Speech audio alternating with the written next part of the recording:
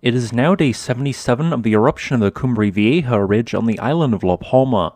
Throughout the course of the eruption, scientists largely working for Volcanic have been on the ground taking measurements of various gases which are harmful to human health. Volcanic eruptions and their associated lava flows produce large amounts of hydrogen sulfide, sulfur dioxide, and carbon dioxide.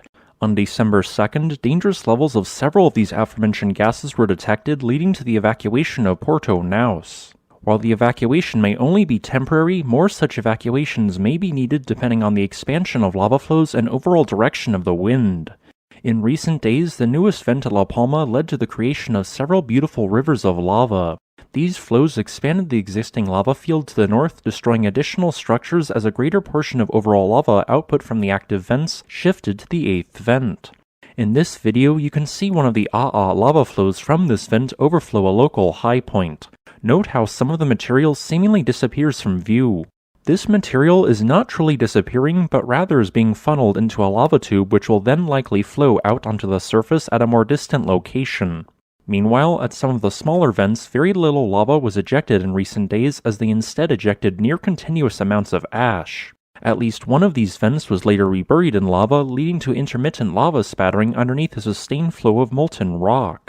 Although activity has fluctuated at all of these vents, one high point in activity created a series of towering lava fountains.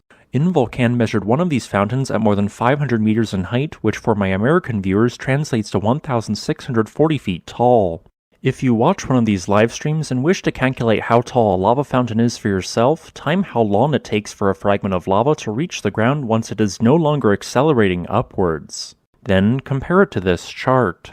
Although these fountains were not nearly as tall as the 600-meter-plus lava fountains produced in month 2 of the eruption, it is still impressive nevertheless that such high quantities of gas and magma are still powering the eruption. If La Palma is still erupting as of December 10th, it will mark the longest historical eruption on this Canary island. While the eruption has continued, ash from the eruption has dispersed into far-flung locations. As an example, some of this ash fell in a section of Wales and the United Kingdom. One of my viewers sent me several photographs of fine ash particles which seemingly appeared on their vehicle during the day, thus coinciding with the prevailing sulfur dioxide plume at the time.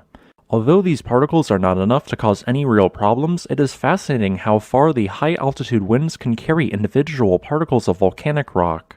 On a final note, I want to further elaborate on my previous linking of deep magnitude earthquakes to an uptick in eruptive intensity around 3 to 8 days later.